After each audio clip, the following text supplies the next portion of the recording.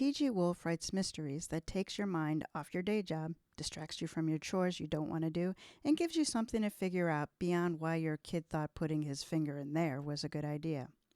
Explore my 2 series. The De La Cruz Case Files, our modern-day police detective series set in my hometown of Cleveland, Ohio. Nothing is ever as easy as it seems. I mean, really, where would the fun be in that? Speaking of fun, check out my Diamond trilogy. Diamond resurrected her CIA cover to find the truth out about her husband's death, and then she kept going. The 3rd book, Psychotherapy, is coming in July from Down and Out Books. Pre-order now, like right now, unless you're driving. Then do it later.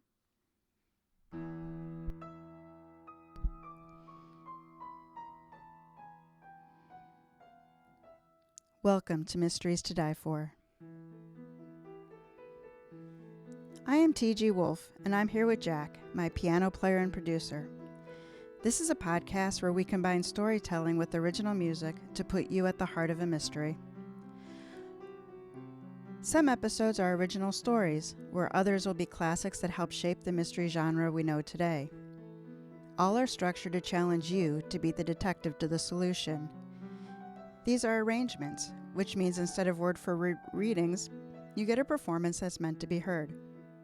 Jack and I perform these live, front to back, no breaks, no fakes, no retakes. Support our show by subscribing, telling a mystery lover about us, and giving us a 5-star review. And mystery readers, check out our print and ebook companions. The companion for this season is available in and trade paperback from online retailers. The discounted price with 20% off is available until the end of the season, which ends at the end of June 2023. This is Season 5, Move It or Lose It. This season contains original stories, paying homage to the vehicles that propel mysteries forward. A train was the setting for Agatha Christie's famed Murder on the Orient Express, and a riverboat then took center stage on Death on the Nile. Cars have been prominently featured in American crime stories with the glory of the getaway vehicle. Then there are the heists, from carriages to trains to armored trucks. For episode 12, an 1895-era horse-drawn carriage is a featured vehicle. This is Her Last Carriage Ride by me, TG Wolff.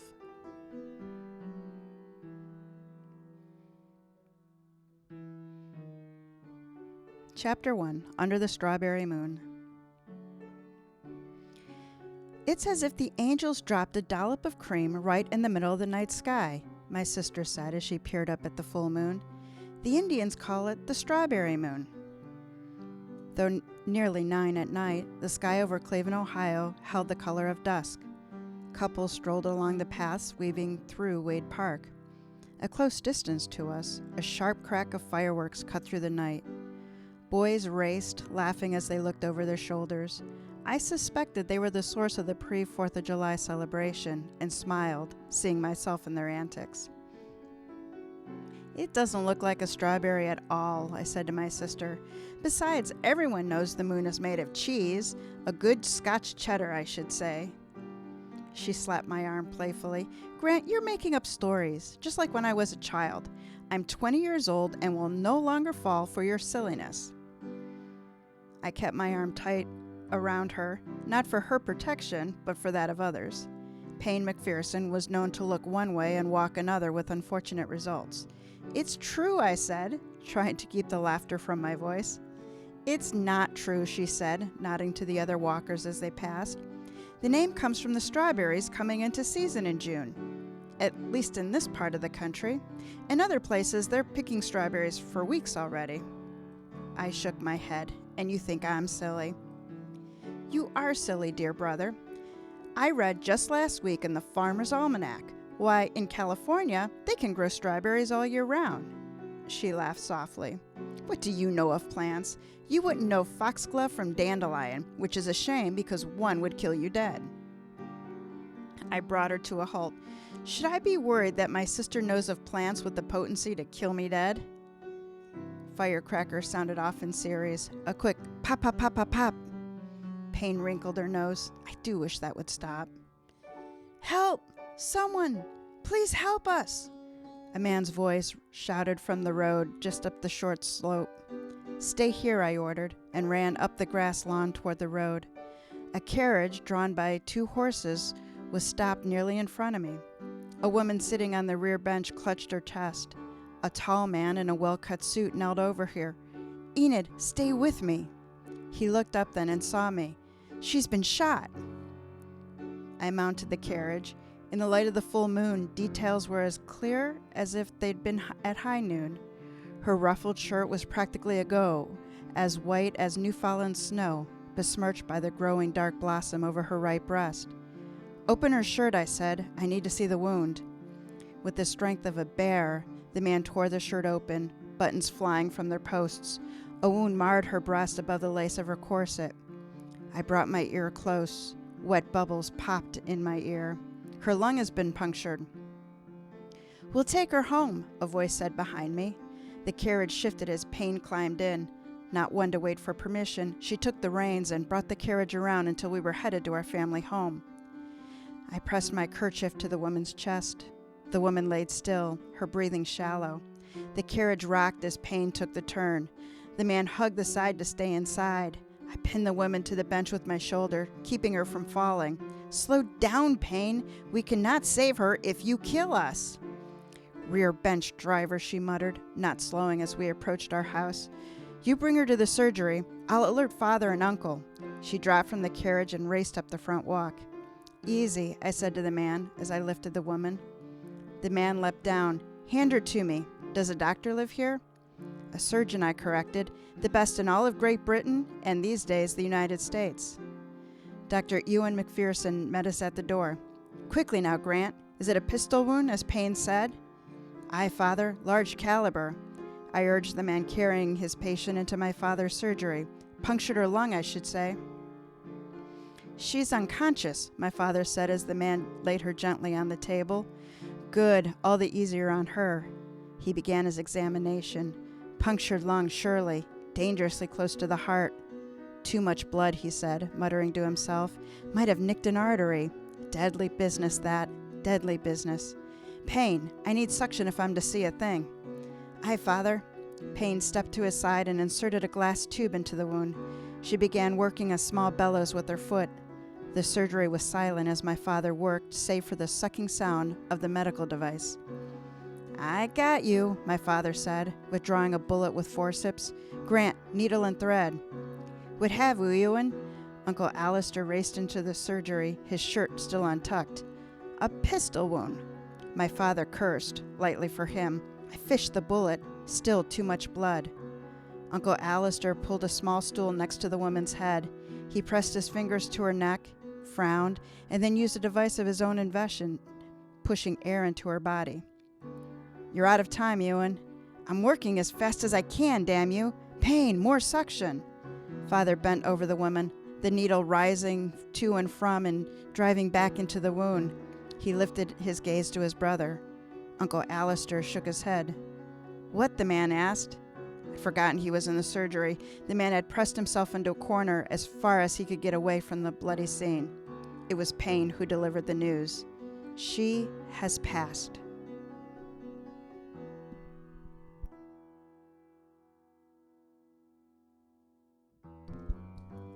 Chapter 2. The Former Mrs. Carter. I sat on the steps, smoking a cigar, recalling the details of the last hour. Who had walked past me in Payne? There were couples, all of them, and the boys who raced by us.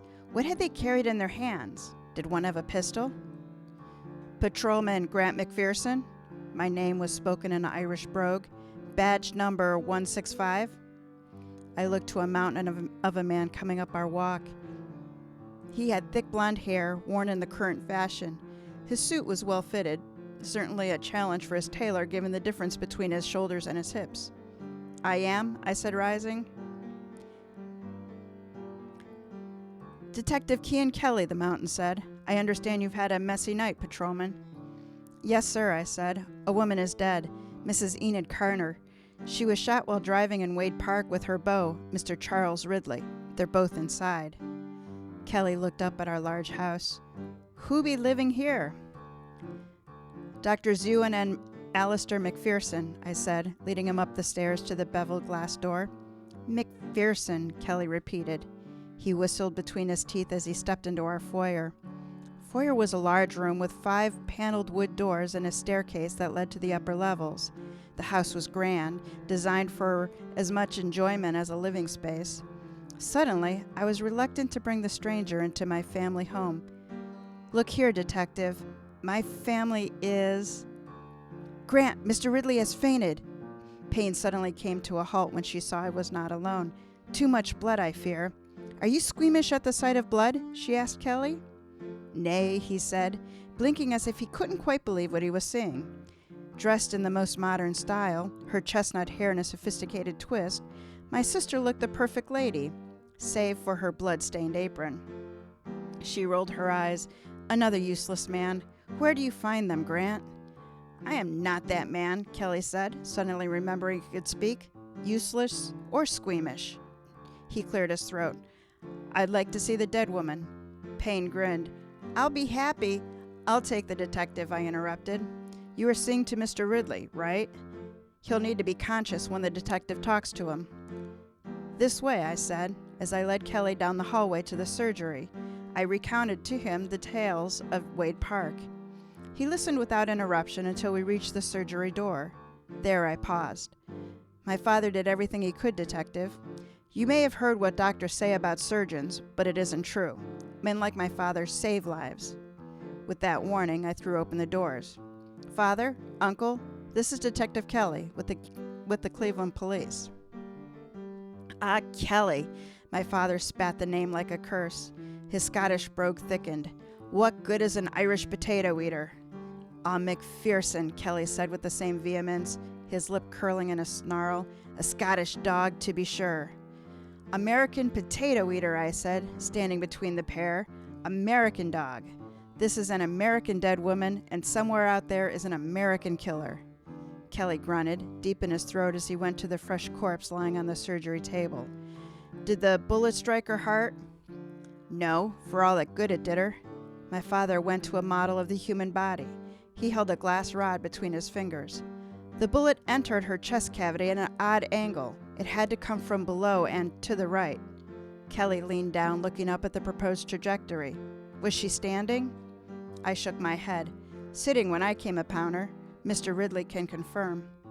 Kelly was thorough in his inspection of her person. In addition to the wound, he examined her hands and her fingers, her face and her hair. At one point, I believe he sniffed her. You recovered the bullet? He asked.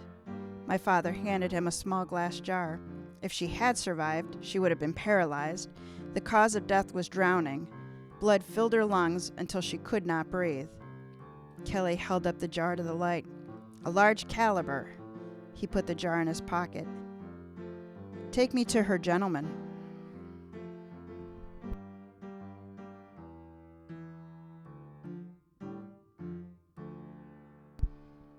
Chapter 3. The Honorable Charles Ridley. I escorted Kelly to our formal parlor by gaslights, my father and uncle staying in the surgery. Payne was bent over a side table, preparing tea. Mr. Charles Ridley sat in one of our high-backed chairs, sweating and trembling. Payne, I growled at my sister, what did you give him? A tincture of cocaine and caffeine. It perked him up immediately, she said with the pride of accomplishment. Kelly inserted his body beside her. You have aided the case greatly. I looked between one of the Cleveland's 4 detectives and my grinning sister. Your witness, I reminded him. Mr. Ridley, he said, I'm Detective Kean Kelly, Cleveland Police. Tell me what happened tonight. Ridley had black hair poking out in all directions. He wore a brown suit, high quality, with the most stylish necktie. He was in his late 20s and had an air of affluence. Mrs. Carter and I attended a party given in my honor by Mr. and Mrs. Morley. I was recently appointed to a circuit bench, a promotion from my current position. He paused, his energy waning. It was not a good evening. Kelly glanced at me over his shoulder. Take notes, McPherson. What happened at this party, Mr. Ridley? Arguing, Ridley said. Too much arguing. Oh, the last thing I said to Enid was, unkind. Now I can never apologize. A tear ran unchecked down the man's cheek. Tell me about the drive in the park, Kelly said coaxingly. It was a warm night. The moon was bright. It was my idea, Ridley said. I wanted to put the argument behind us. Enid was not of the same mind. She refused to sit next to me in the driver's seat. Still, I thought the drive would soften her. There were firecrackers going off. Someone threw some into the road and it frightened the horses. It took some time to settle them. I turned and saw Enid gasping with one hand pressed to her chest. I jumped in the back and I called for help. He came. Ridley raised his eyes to me. And the woman. She turned the carriage around and brought us here. Ridley trailed off as though the sights and sound of the surgery were beyond his ability to retell. Kelly knew what happened once she had arrived. Who was Mrs. Carter to you, Mr. Ridley? She was a friend, he said eventually. She wanted to be more than friends, but I wasn't sure. There was Hannah, you see. You argued over the other woman. When there was no response, Kelly pushed further. Do you own a pistol, Mr. Ridley? Are you carrying it on you? Yes, I own a pistol, Ridley said firmly. It's in my house, in my desk drawer. You certainly can't believe that I shot her. I was driving the carriage.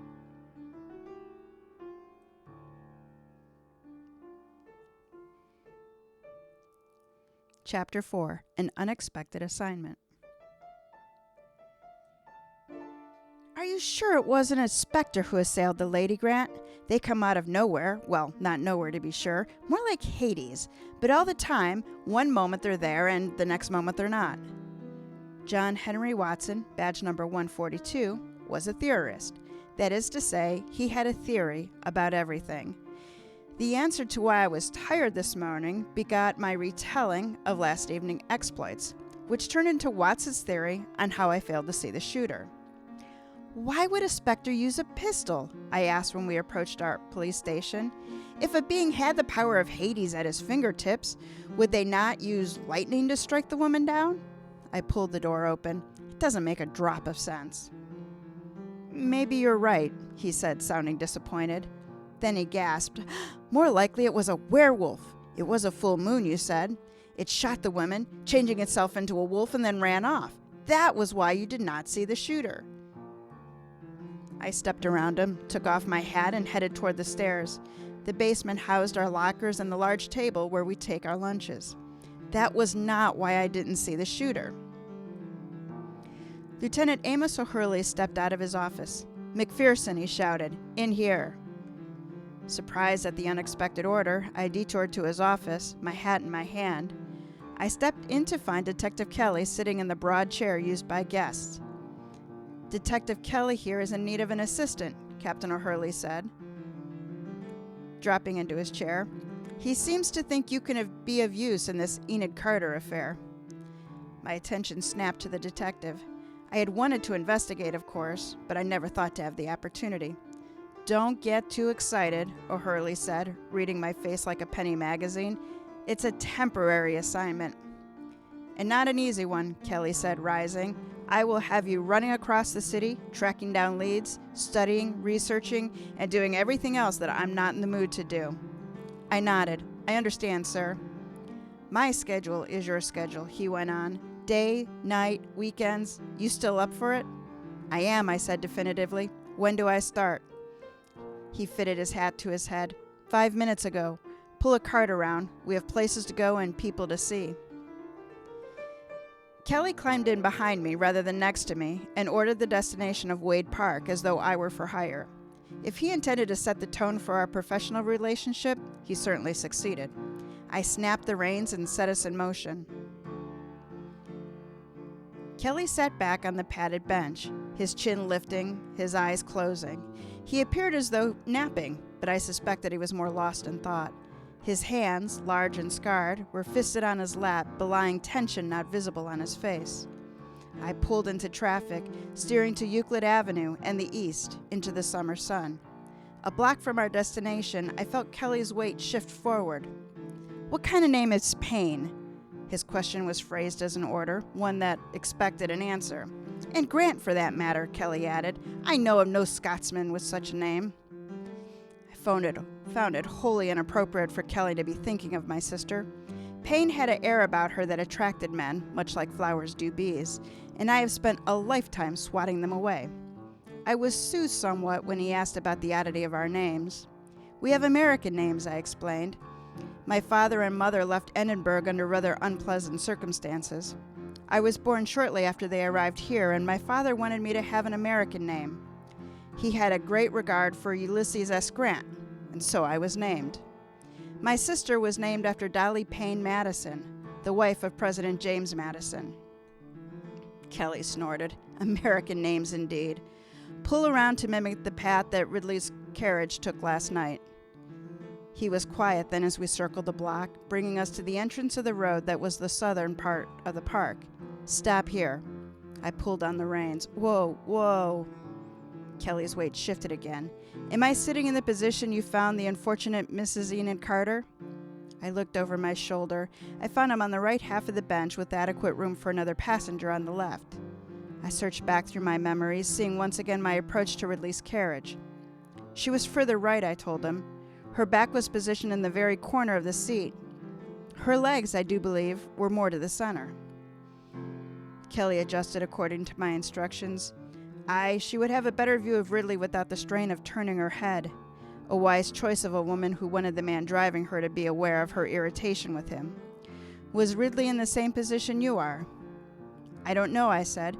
The carriage was stopped when I approached. Ridley was in the back, bending over Mrs. Carter. I did not see him when he was seated. Kelly inhaled deeply and then nodded in agreement with some internal conversation. Proceed, then, to the point at which you joined them. I set us in motion once again, a slow, prodding pace to create time for Kelly to observe. It was just about here, I said, bringing the horses to a stop once again. I retold the story, setting the stage. We were just beyond that big tree when we heard Ridley call for help. I could not see the carriage, for the tree, you see. I circled it and ran up the slope. I slipped, I do recall. The grass held the water from the late afternoon rain. I must have come through the hedgerow, although I don't recall doing so. My attention was already on Mrs. Carter. You recognized she was in distress, McPherson? From that distance, you knew she had been shot? I shook my head. I had no idea of the pistol wound, only that she was ailing. I've been an assistant in my father's practice since I was a boy. I've often looked upon the face of death. Mr. Ridley opened her blouse for me and I examined the wound. I could hear her laboring to breathe and suspected the bullet had pierced a lung. My father successfully repaired such damage before. The hell you say? The reaction Kelly displayed was no different than others. Surgeons were known as hacks who removed limbs whether they needed to be or not. My father knew it could be more and had proved it, but the world was not ready for his revolutionary ideas. I do say, my tone dared him to speak against my father. Superior or not, I would defend my family. My father was the only chance Mrs. Carter had to survive her wounds. Payne had reached us at that point, although I did not see her. She took control of the reins and brought us around. A woman driving, he snorted again, entertained at some thought I wasn't privy to. Then he leapt out of the carriage and proceeded to study the ground. Ridley indicated that fireworks startled the horses. The roadway is notably clear of debris. He paced in the direction we had come. Suddenly he squatted down. I set the brake and hurried to join him. He pointed to the left and the right. The best location for such mischief is behind the hedgerow, perhaps with the additional blind of a tree. I followed his gaze to a tree that was thick enough to hide a boy, but certainly not a man of Kelly's girth. I would have seen him, I said. I came up the slope directly behind the position. Are you certain you did not see a lad? Kelly said, not challenging the accuracy of my statement. Then he has timing to thank. By the time you cleared the larger tree below, he had left his position, fired the pistol at Mrs. Carter, and fled the scene. Let us recreate it. Well, we spent the better part of an hour simulating the event from my point of view. My boots had scraped the vegetation from the hill, revealing the path I had taken from the walking path to the road. Kelly played the role of the villain, but with every interaction, I was able to see him. Change roles with me, he ordered, half sliding down the steep hill to the walking path. Take position behind this tree where I am. At my order, run out, shoot at the carriage, and run away behind it. In only 2 iterations, he had lost sight of me. The smaller tree had acted as a blind. Kelly began searching the ground on the hill. I did the same, although I didn't know what I was looking for. Sir, I do not understand why a boy would shoot at Mrs. Carter. It doesn't make sense. Do you think it was random? Some type of childish dare? It's possible, McPherson. He squatted down. Possible, but unlikely. It appears that our criminal slid down the hill, lost his cigarette, and left a boot impression on the way. Put your own up here. Mine is far too large. I did as he asked. It's the same size. Kelly rose to his full height and cracked his knuckles. We do nae hunt a boy, but a man.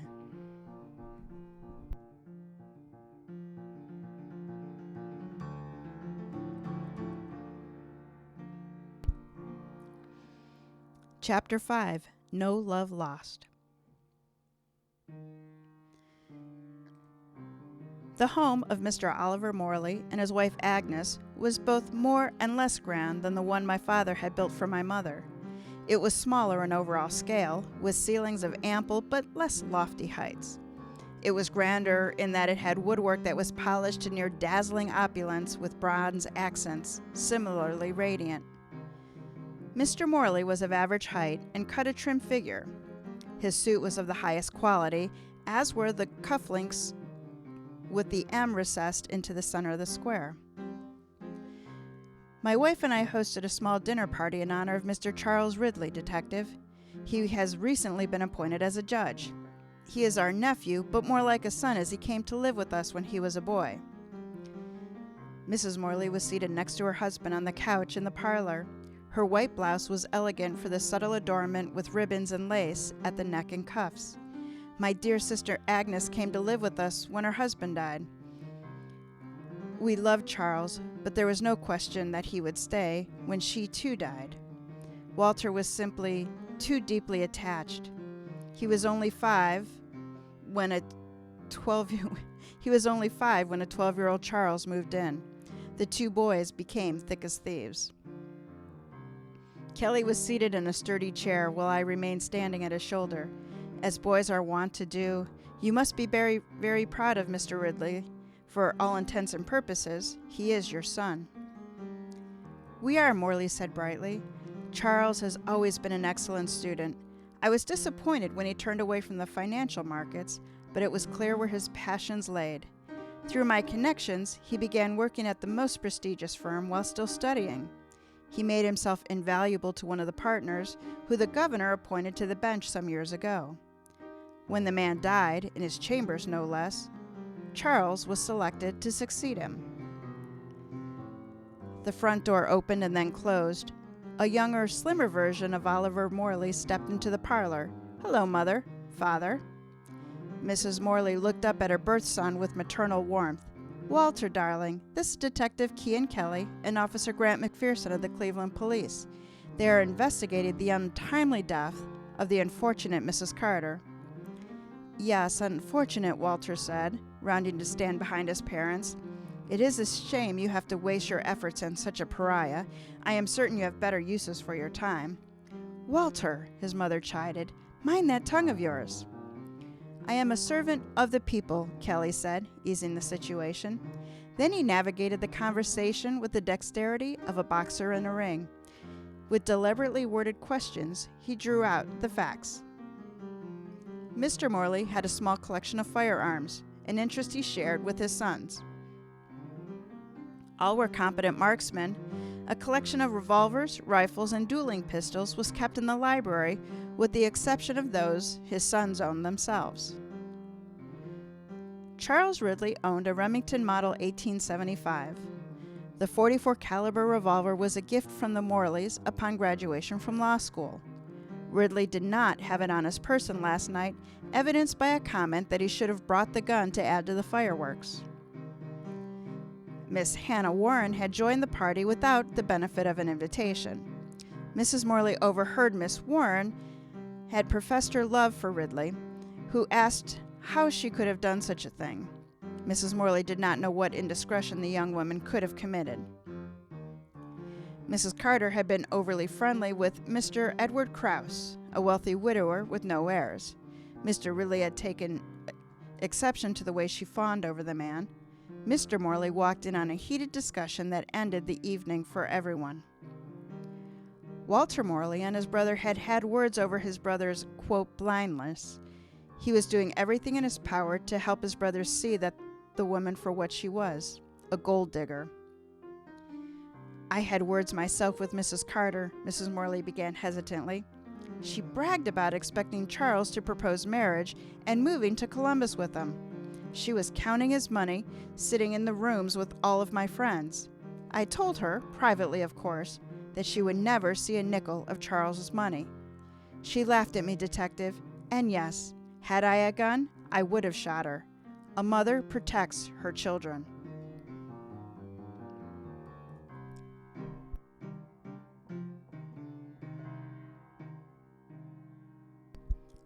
Chapter 6. The Woman in Question. Kelly climbed onto the driver's seat behind me and took the reins. "Read back the notes you took," he said as he set us in motion. He made minor comments in regards to my notes, primarily grunts that I took as approval of the contents. When I completed my report, we pulled up in front of a home no more than a year old. A manservant opened the door and thoroughly examined Kelly's credentials before admitting us to the entry. He would have left us there while he informed Mr. Ridley of our arrival, but Kelly followed him into the private library.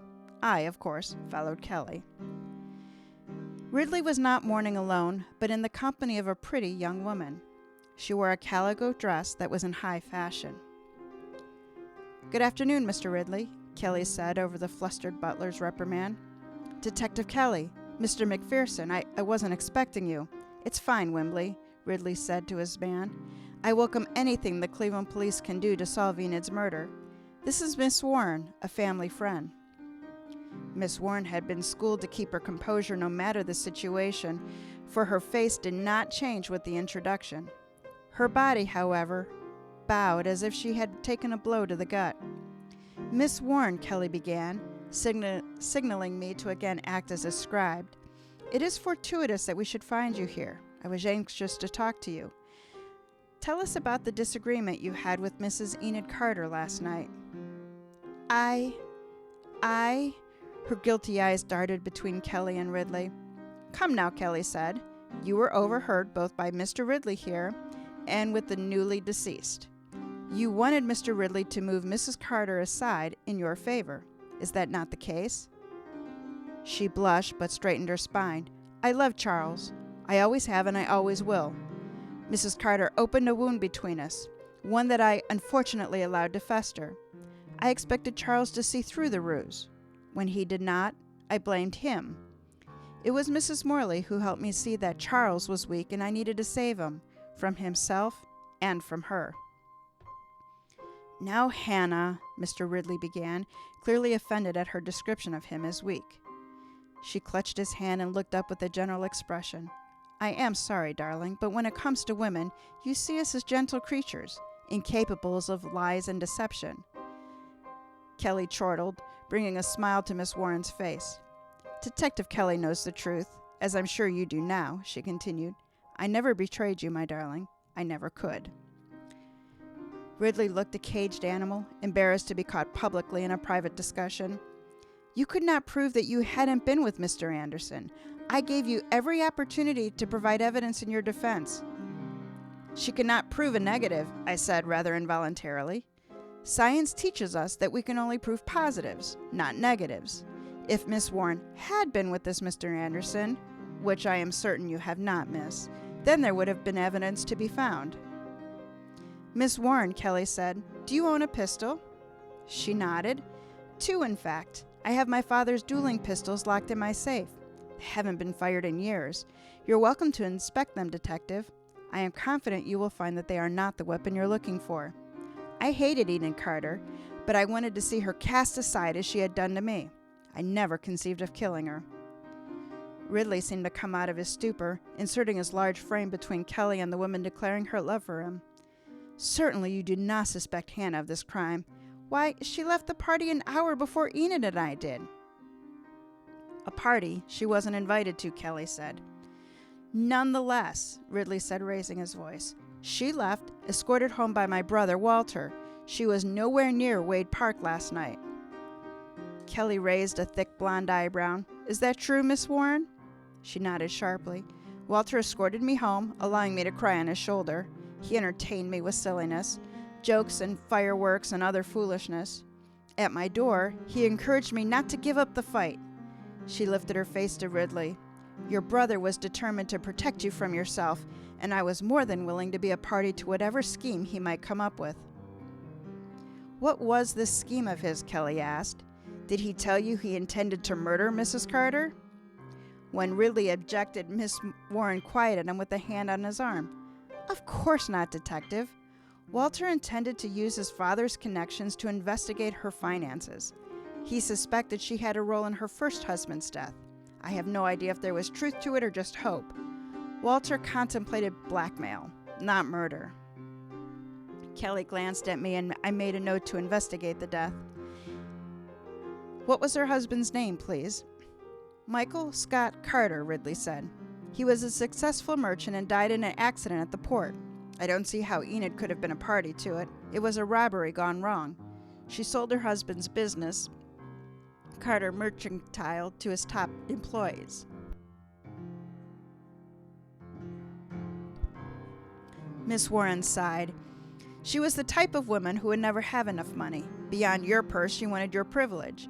She wanted to be more than a merchant's wife. She wanted to be a judge's wife.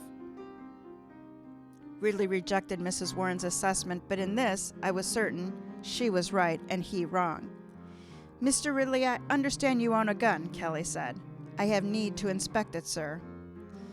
You asked about it last night. Ridley crossed the room to his desk and withdrew a revolver. I followed Kelly and watched his inspection. Remington model 1875, fully loaded, no smell of gunpowder. When did you last fire the gun, Mr. Ridley? In spring, he said. My uncle, Walter, and I took a short trip that included target shooting. I assure you, I am hardly more than an adequate marksman. Kelly set the woman back down on the desk. It hardly takes an expert marksman at close range, Mr. Ridley.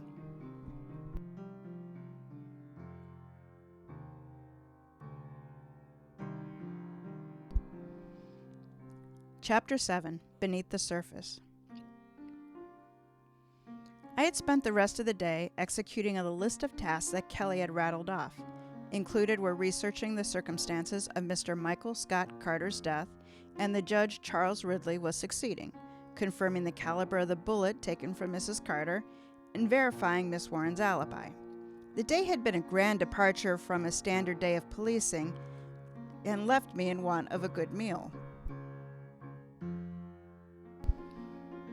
I returned to my rooming house, refreshed myself, changed into my civilian clothing, and left in short order for my family home. Having left the station with Kelly meant I hadn't eaten since the toast I had for breakfast. My timing would allow me to walk in the door just as our cook was finishing the meal. While I did not sleep in my childhood bed, I was man enough to acknowledge that the food provided by my father and uncle's professions was far superior to that I could purvey on a patrolman's salary. I opened the door to the resounding joy of my sister's laughter. That cannot possibly be true, she sung out. Why, no man could do that. The voice that answered had a distinctively Irish tenor. I assure you, it's nothing but true. I slammed the door, making my presence known, and stalked into our parlor. There, Detective Kean Kelly sat on the couch with my sister. Detective, I said, drawing their attention. Payne popped up from the couch, her youthful energy in full display. Grant, perfect timing, brother dear. Mr. Kelly is joining us for dinner. Isn't that wonderful? I did not share her enthusiasm for the man who was lavishing attention on my sister. Has there been a development in the case, Detective? Kelly set his cup and saucer on the table. The delicate china seemed far too small for his hands. I came to find your address, he said. I was anxious to hear how you came along your tasks. Miss McPherson, we agreed you would call me Payne, Kean. Kelly smiled, the besotted fool. Payne said you were more likely to come around for dinner and that waiting was the best course of action. I was correct, Payne said smartly, as a small choir of bells rang out. Will you escort me to the table, Cian? Kelly rose and extended his arm. It would be my honor. Coming, Macpherson? Dinner at the Macpherson house was never a quiet affair. But put a surgeon, an engineer, and a police detective in a room, and you have a conversation that's unfit for any lady, except my sister. Where do you think the gun is? Payne asked Kelly. Do you really think our fiend ran off with it? If he were caught, he could be hung on the spot. If it were me, she said thoughtfully, I would toss it in the lagoon. I can have it dragged, Kelly said. It is a messy affair, but it could be done. Uncle Alistair clapped his hands. Perhaps my induction balance contraption would be of use. I've made improvements over Alexander Graham Bell's original design. It is smaller, thereby more mobile. It helped Ewan find a bullet in a leg just last week. If it could do that, I'm sure it could find a pistol in a pond. An outing, Payne cried, directly after dinner. I looked to Kelly, who was not inclined to be helpful at all. Directly after dinner, he agreed. Macpherson, what came of your tasks? 4 pairs of eyes were upon me. There was no saving this for tomorrow. Miss Warren, I said, was at home at the time of the shooting, sitting in the garden with 10 other people. Judge Luther Collins died of heart failure, a condition he had been warned about by his physicians. It was a natural death. Now, Mr. Carter was killed during a robbery on the docks. The only strange note was that he had had less than $5 on him at the time, according to his clerk. No one was charged with the murder. Kelly pulled apart his pheasant. Did you find any connection back to his wife? I shook my head. She was not considered a suspect. She was interviewed, but her testimony is not included in the file. She was the beneficiary of a life insurance policy, and she sold the business 2 weeks later to Mr. Clark and Mr. Battershall for a nice sum. Truly, Mrs. Carter was set for life, even if she lived somewhat extravagantly. I thought to ask Mr. Morley if the amount of the sale was something that should have raised an interest. Excellent thought, Kelly said. And what of the bullet caliber? It was a .50 caliber round, I said. I spoke with Winchester, who considers himself an expert in such things, given his name. He suspects our murder weapon is an older style of handgun, possibly a dueling weapon. A dueling weapon, Kelly repeated, smiling broadly. Then he shrugged his broad shoulders. Mr. Morley's collection included dueling weapons, and Miss Warren admitted owning a pair. Further investigation is needed to be sure. I called on a number of Mrs. Carter's acquaintances. It seems our Miss Warren was correct about her rival's intentions. Miss Carter had money, as you have deduced, but being the wife of a merchant had not gotten her invited to the parties to which she aspired. Her solicitor is a firm where Mr. Ridley had worked, and it seems their first meeting was chance. Their second was not. After dinner, instead of a nice brandy and a swing on the porch, I was knee-deep in Wade Lagoon, holding my uncle's invention below the water surface. I walked like some unfortunate hunch creature skulking along the shore. Go out further, Grant, Payne shouted.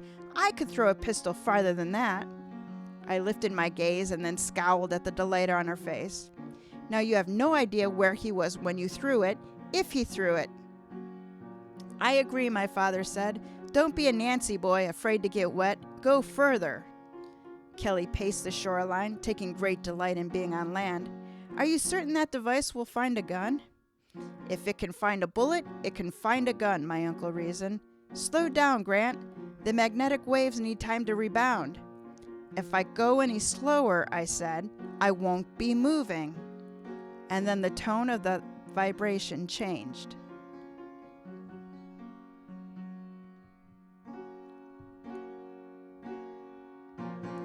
All right, Jack, it's your favorite part. We've reached the deliberation. Alrighty. So did you, first I'm just going to pause and say, did you like this being set in Cleveland in 1895? I couldn't tell. Okay, I got very confused throughout it because I couldn't figure out where it was set at first. And then you're like, the best doctor in England. And I'm like, we're in England? And they kept talking about Cleveland, and I'm like, okay, okay, it's Cleveland. He was the best doctor in Scotland, and then he got chased out, and he ended up in Cleveland, Ohio. I figured that out after a few decades. Anyway. All right, so someone killed Enid Carter, Yes. Carter, and it was not a street urchin. So here are the people that Detective Kean Kelly and Patrolman Grant McPherson have in play. All right. Alrighty. Mr. Charles Ridley, he was the object of Enid's attention and was not a man who liked to share. Interesting. Mr. Oliver Morley, Mm-hmm. Ridley's uncle, one and only success for the nephew he loved like a son.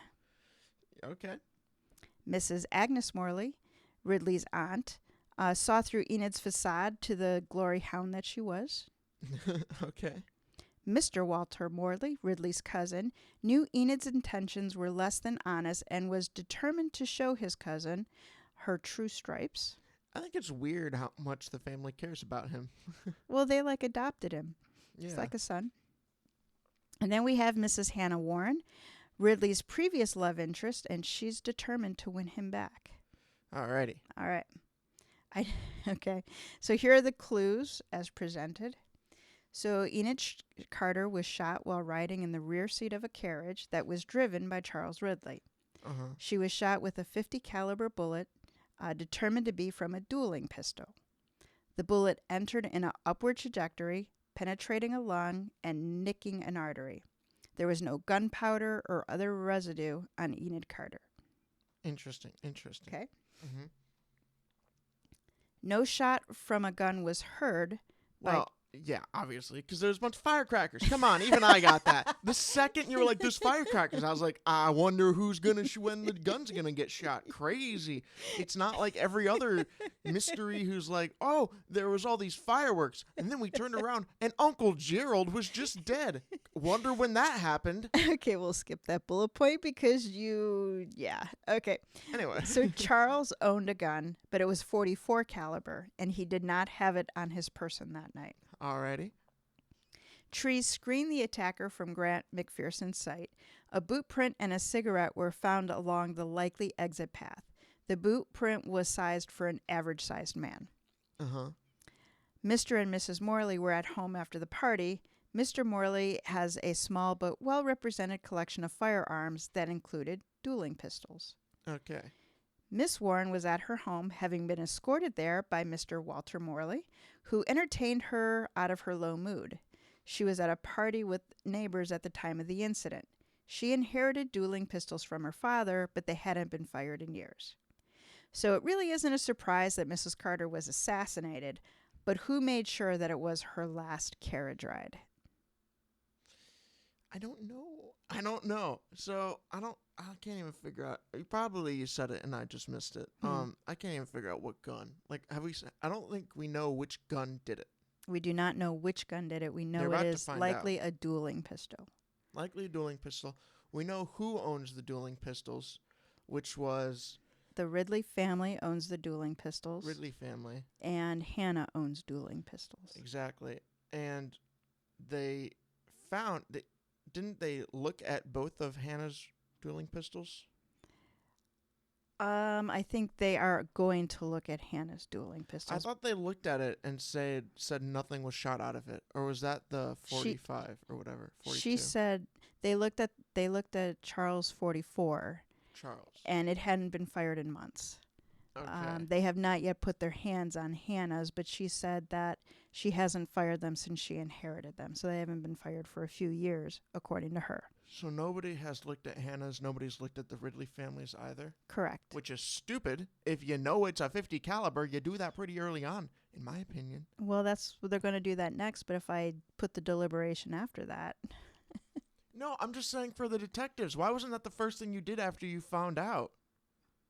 You found out it's a .50 caliber, and then, right? Am I wrong? No, they found out at this dinner, and they're going to check the next day. Well, I will say that the uncle's homemade metal detector has found the murder weapon. Grant is about to pull it out of Wade Lagoon. Yeah, and then they'll figure out if it's Hannah's. The thing is I'm sure multiple people had access to every gun that it could be. I really set this one up so you could figure out how it was done. Figure out where everybody was at the time. I haven't been paying that much much attention. Okay. In fact, So I was where was actually Charles? thinking about the premises to the mystery I was going to write. So I had a pretty good premise down. That's awesome. I'm stealing a little bit from this one, but only a little bit. Okay. But not like even stealing. The point is. Okay, so where was Charles? Where was Charles Ridley? I don't remember who or which one. Is Charles the dad?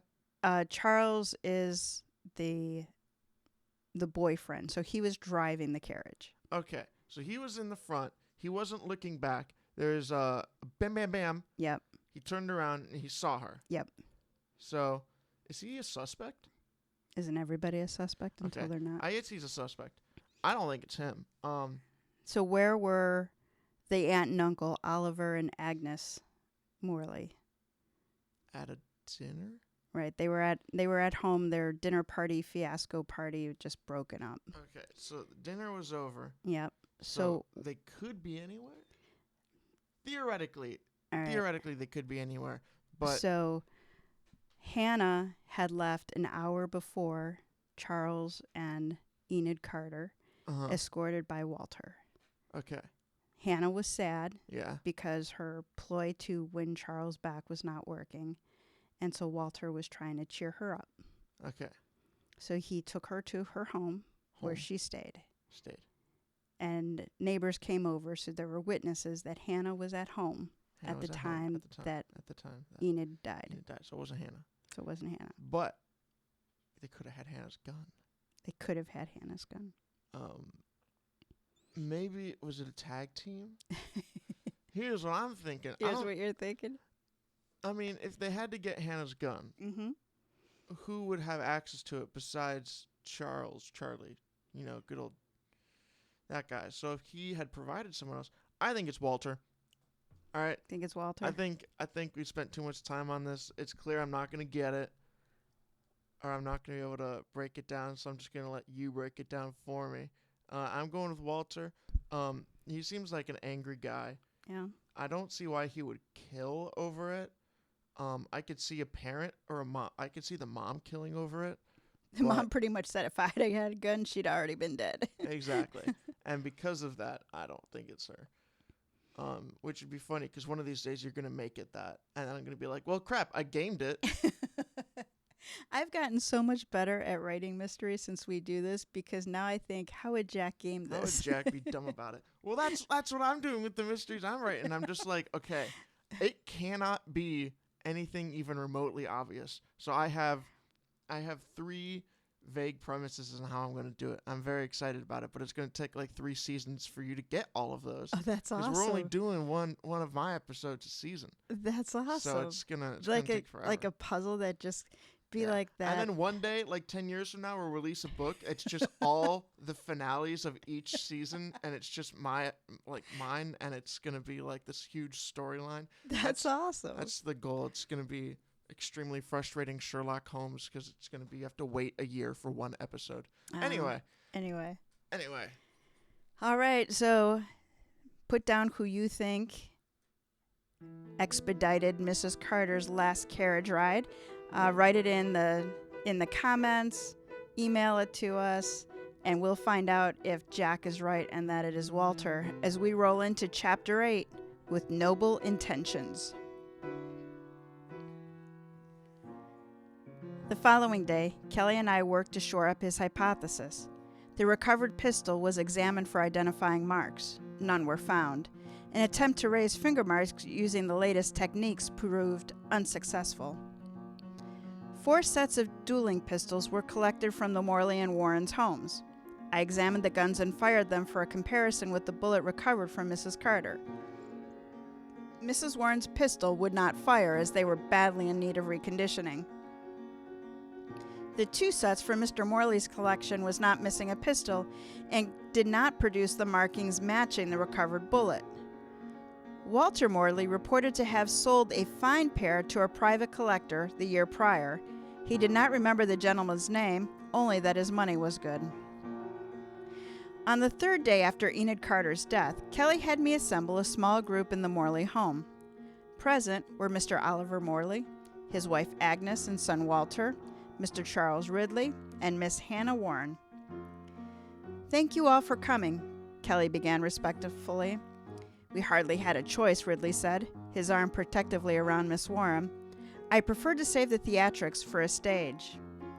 But this is a stage, Mr. Ridley, the grandest stage of all. Kelly held his arms out, his voice bold and commanding. And one of the actors is a murderer.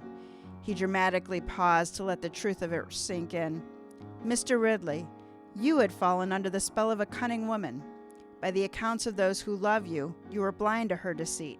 She played you, sir, like a virtuoso pianist. He rose with insult. I take exception to every word. You should not, Kelly said. It is your alibi. You had no gun on your person. There was no residue on Mrs. Carter. You had no mind for death. Of course I didn't, he stated. Neither did anyone else here. That isn't true, Mrs. Warren said. Detective Kelly could argue that I had a mind for death, but I did not kill Mrs. Carter. You did not, Kelly agreed. The pistols turned over for examination had, as you said, not been fired in years. Indeed, they were no longer operable. Walter Morley escorted you home after the party, where you stayed for the remainder of the evening. Of this, we have witnesses. Mr. Morley came to his feet and stood shoulder to shoulder with Ridley. Be careful what you say, detective. I am not without influence in this city. I am certain you are, Mr. Morley, but that influence will not be sufficient to protect one you love from a murder charge. Step aside, Kelly said. Both of you. He was not considered of the same social status, but he was larger and stronger. There was something in his eyes that said he had faced far more dangerous situations than this one. Ridley and the senior Morley separated. Kelly now stood before Mrs. Morley and Walter. You had tried everything to separate Charles Ridley from Enid Carter, but he simply wouldn't hear you. He was leaving for Columbus, and you knew he was of the mind to propose marriage to the woman. It was not a love match, but one of position. Opportunity presented itself, and you took it. Kelly pulled a bundle from his pocket and unwrapped the pistol we had recovered from the lagoon. Mrs. Morley surged to her feet. I did it, she declared. It was my pistol. I saw the opportunity. Firecrackers startled the horse, distracting Charles. I ran to the carriage and I shot her. Arrest me. I have no regrets. I never will when it comes to protecting my children. Mr. Morley was at his wife's side, panicked. Agnes, what did you do? Walter turned his mother to face him. She did nothing, Walter said. Nothing but love her son. Not another word, Walter. Charles Ridley's order allowed no defiance. I am his lawyer, Detective Kelly, and forbid further questioning until I have had time to consult with him. Kelly nodded, offering no argument. You could meet him downtown, Counselor. McPherson, arrest Mr. Walter Morley for the murder of Mrs. Enid Carter. At dinner that night, my family was mesmerized by Kelly's telling of the case. How did you know the mother didn't do it? My father asked. It was her pistol. Not likely, Kelly said. I suspect it was of the set that Walter had owned, the one he, quote, sold to a man whose name he couldn't remember. Even if she could shoot Mrs. Carter, she was not capable of racing through Wade Park without being seen. Had it been Mrs. Morley, Grant would have seen the woman scrambling away from the scene. But I didn't see Walter, I asked, feeling as though I had failed in my chosen profession. The likeliest answer is you simply were not looking, Kelly said. All of your focus was on the victim and the slim chance to save her life. I'm guilty of the same, Payne said. I was chasing after you, cursing slippers not meant for steep inclines. I remember movement, but I didn't pay a thought. Kelly, inexplicably seated next to my sister, patted her arm. Noble intentions, he said. Same could be said for Walter. I doubt he had the opportunity to truly plan it.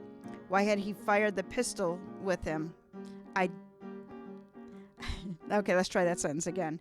Why did he have the pistol with him? I do not know. Possibly for his own protection. He had the firecrackers and the cigarette and an unexpected opportunity. He might have gotten away with it, if not for your metal detecting machine, Professor McPherson. Much of the circumstances could be explained away, but not the presence of his pistol in the lake.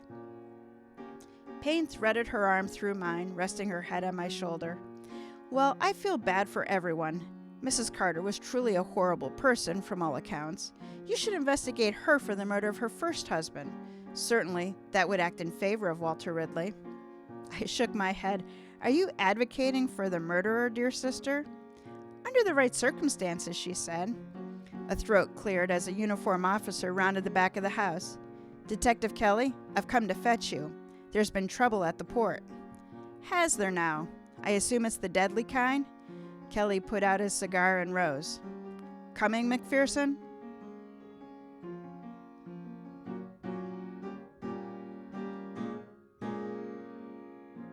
The end. So you were right. It was Walter. I was right. And also, I don't know if you, the listeners, have noticed, my D flat gets stuck. So if randomly I just start playing triplets and I'm just missing one of the triplets, I'm not touching it right now. The pedal's not down. It's just stuck. I guess we have to get the piano man out. Yeah, sometimes the D does that too. It doesn't do it as much. But anyway, so there was one point the D flat got stuck and I started doing triplets, just cutting out the D flat. And I was like, all right, this will work. This will just be what it'll be. Anyway. That's what happens when you play on a piano that was built in 1911. Yeah, 1911. Yeah. I thought it was 1921. I'm pretty sure it's 1911. That would make it 112 years old or something. Yeah, it's old. I thought it was just like 105 or something. Because a piano that's 105 years old can handle you banging on it much better than a 112-year-old piano. That is true. So Jack's gotten spoiled because when he's away at college, he gets to play on grand piano. 8 different grand pianos. Plus, they just got like a new $1 million budget for more pianos, so they got a new piano that was like $250,000. So then he comes home and he hates on our I don't hate on it. I have 2 keys that don't work, Ma. It's not a matter of... he's missing one pedal, too. Yeah, but I don't really use anything but the sustain pedal for these purposes. We are way, way, way off topic.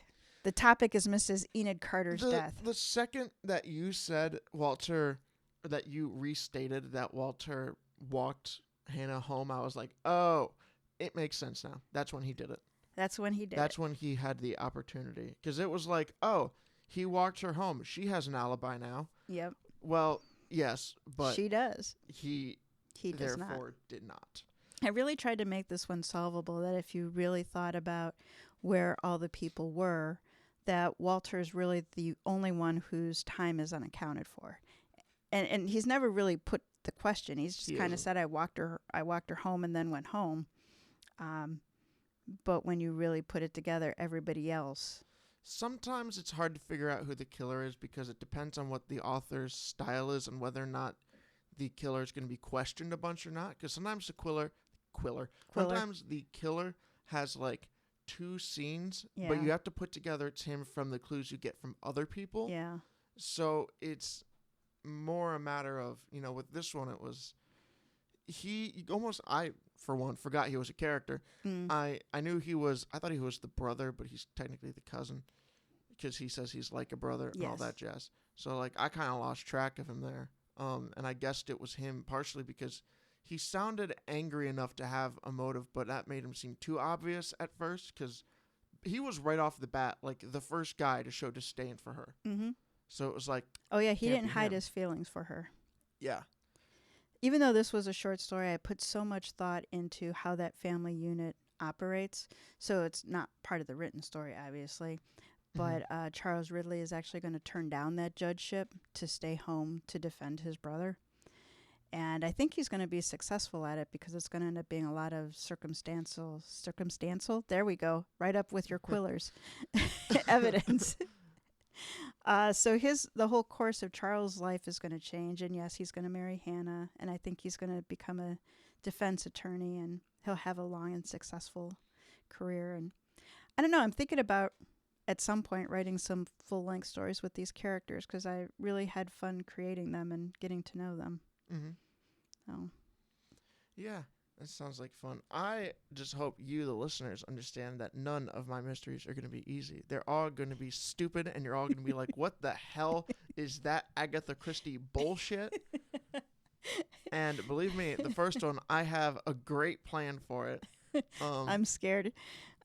So we have this plan that Jack's going to write it, and then I'm going to read it, but having never read it before, so that I'll be the one guessing. But the problem with that is then you can't prepare it all. Normally, she reads these before she comes on so that if you have phrases where you get muddled up, you can practice them. There'll be none of that. It will genuinely be live.